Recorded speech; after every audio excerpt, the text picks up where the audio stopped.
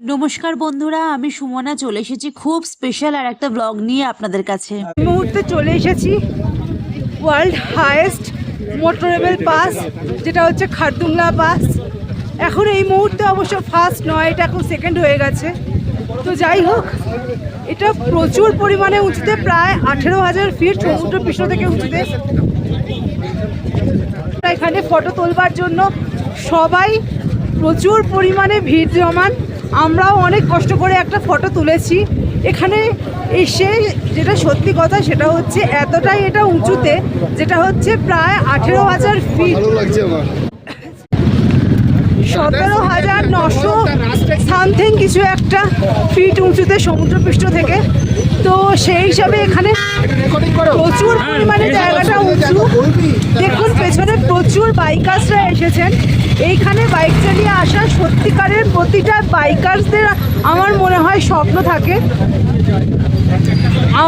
আমাদেরও ইচ্ছা ছিল, কিন্তু যাই হোক সেটা লাস্ট অবধি হয়ে ওঠেনি, আমাদেরকে গাড়িতেই আসতে হয়েছে। এখানে এসে যেটা বুঝছি যে খুব বেশি কথা বলা একদমই যাবে না, খুব আস্তে আস্তে কথা বলতে হবে। আর হাঁটা চলা অ্যাক্টিভিটি সমস্ত কিছুই খুবই আস্তে আস্তে করতে হবে, না হলে কিন্তু যে কোনো মুহূর্তে নিঃশ্বাসের কষ্ট শুরু হয়ে যেতে পারে। আর আমাদের যিনি গ্রুপ হেড উনি বলেছেন যে খুব বেশি হলে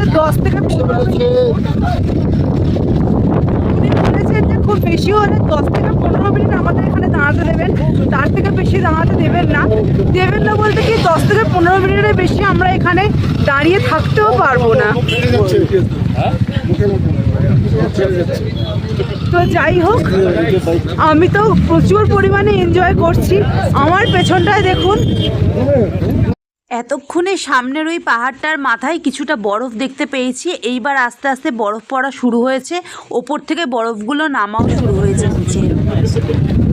আর এখানে ফটো তোলার জন্য অলমোস্ট মারামারি করতে হয়, যেটা আমরা করে ফটোটা তুলতে পেরেছি 2-4টে। চেষ্টা করব খুব, তবে ফটোগুলো খুব একটা ভালো আসেনি, চেষ্টা করব যদি আরও 1-2 ফটো তোলা যায়। তো আমি আপনাদের সাজেস্ট করব, আপনারা যারা এখানে আসবেন তারা আসার আগে অবশ্যই ডক্টরের সাথে একবার কনসাল্ট করে আসবেন। আমি কিন্তু কোনো কনসাল্ট না করেই চলে এসেছিলাম, যার ফলে প্রথম কয়েকদিন আমার বেশ অসুবিধা হয়েছিল লেতে।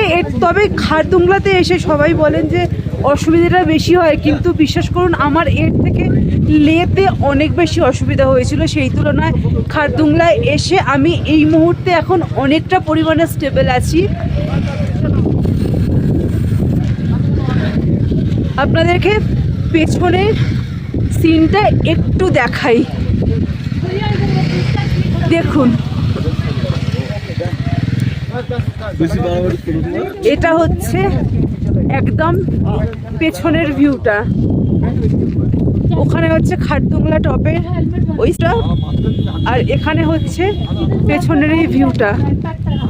আসলে আমি চশমাটা তুলে কিছু দেখতে পাচ্ছি না, এখানে রোদটা বেশ অনেকটা, তার সঙ্গে প্রচুর পরিমাণে হাওয়া দিচ্ছে। আর এই হাওয়াটাই খুব ঠান্ডা বলতে এখানে সেই মানে হাওয়ারই যে ঠান্ডা সেইটাই প্রচুর পরিমাণে, হাওয়াটা প্রচুর পরিমাণে দিচ্ছে। তো যাই হোক, চলুন, আর বেশি কথা বলছি না, এখানে বেশি কথা বললে এরপরে যদি প্রবলেম শুরু হয়ে যায় তখন খুব অসুবিধা হয়ে যাবে। চলুন তাহলে, পরে আবার দেখা করছি। এখনো পর্যন্ত এখানে ফটো তোলার জন্য প্রচুর ভিড়। আমরা দ্বিতীয়বারও ভালোভাবে ফটো তুলতে পেরেছি। আর তার পাশে এখানে পরপর প্রচুর স্টল আছে, ম্যাগির দোকান, কফি, কাশ্মীরি কাওয়া, চিপস, সমস্ত কিছু। তো যাই হোক, আমরা ভাবলাম একটু কাশ্মীরি কাওয়া খাবো। এই বাপু, কাশ্মীরি কাওয়া তাহলে এসো আমি কাশ্মীরি কাওয়া 1 কাপ করে খাবো।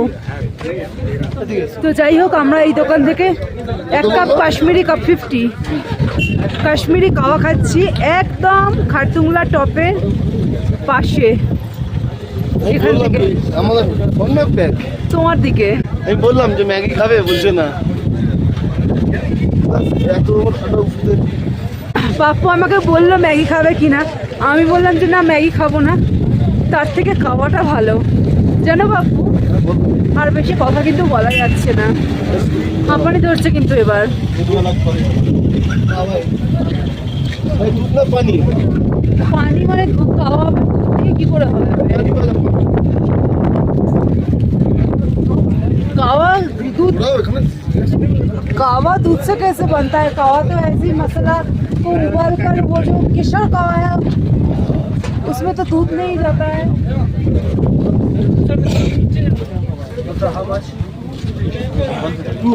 एक तुला ठीक है थैंक यू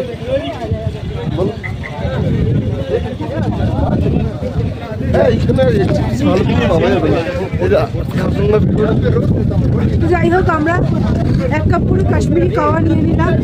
কাশ্মীরি কাওয়া এটা নয়, আমি কাশ্মীরেও কাওয়া খেয়েছি, এটা একটা যাই হোক।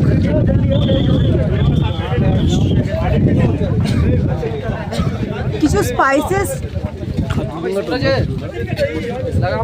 স্পাইসেস মানে ফুটিয়ে এটা বানানো, কিন্তু কাশ্মীরি কাওয়া একদমই নয়। কিন্তু এই ঠান্ডাতে এটা খেতে যথেষ্ট ভালো লাগছে। এখানে অ্যাকচুয়ালি ঠান্ডা বলতে যে বরফের ঠান্ডা এটা নয়, এখানে প্রচুর পরিমাণে হাওয়া দিচ্ছে।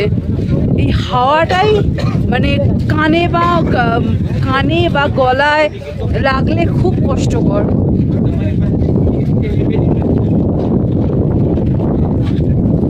এখানে হাওয়া প্রচুর।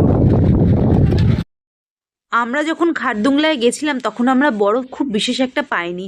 খারদুংলা থেকে আমরা যখন নেমে এসেছিলাম তার ঠিক 4 থেকে 5 দিনের মাথায় ওখানে স্নোফল শুরু হয়েছিল। আমি খারদুংলায় গিয়ে একটা জিনিস বুঝেছি, ওখানে যেটা অবশ্যইভাবে করতে হবে সেটা হচ্ছে দিনের মধ্যে 2.5 থেকে 3 লিটার জল অবশ্যই খেতে হবে, সাথে করে কর্পূর রাখতে হবে। যখন যখন নিঃশ্বাসের প্রবলেম হবে তখন কর্পূর অবশ্যই শুকতে হবে। আমারও যখন প্রবলেম হয়েছিল আমিও তখন কর্পূরের গন্ধটা শুকেছিলাম, তাতে অবশ্যই কিছুটা রিলিফ আমি পেয়েছিলাম। আর তার সঙ্গে মেডিসিন রাখতে হবে। যারা যেটা খান, হোমিওপ্যাথি বা অ্যালোপ্যাথি যারা যেটা ইউজ করেন তারা সেটা রাখবেন। আর তার সঙ্গে একটা পোর্টেবল অক্সিজেন সিলিন্ডার রাখাটা অবশ্যই জরুরি। যেখানে 10 থেকে 15 মিনিটের বেশি একদমই খারদুংলায় থাকা উচিত নয়, সেখানে আমরা অলরেডি আধ ঘন্টার ওপর হয়ে গেছে এখানে আছি। আর পাপ্পু আমাকে চারপাশটা ঘুরিয়ে ঘুরিয়ে বিভিন্ন রকম জিনিস বোঝানোর চেষ্টা করছে।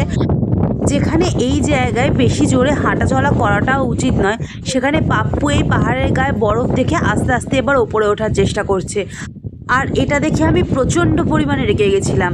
আর আমার এই রাগটা দেখার পর ও আর ওপরে ওঠার সাহস দেখায়নি। বাড়াবাড়ি হয়ে যাচ্ছে।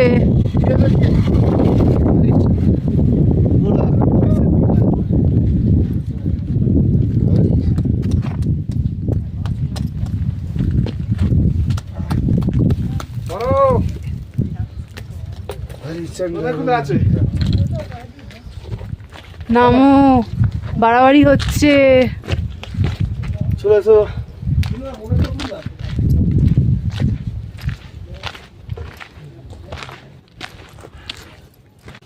ফেলে দিলে বরফটা?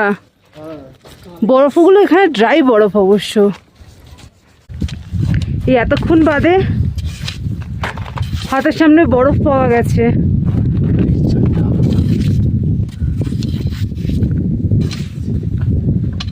নাম লিখে যাও বরফে। হ্যাঁ ঠিক বলছিলে তুমি, যাতে 10-20 বছর বাদে এলেও নামটা দেখতে পাও।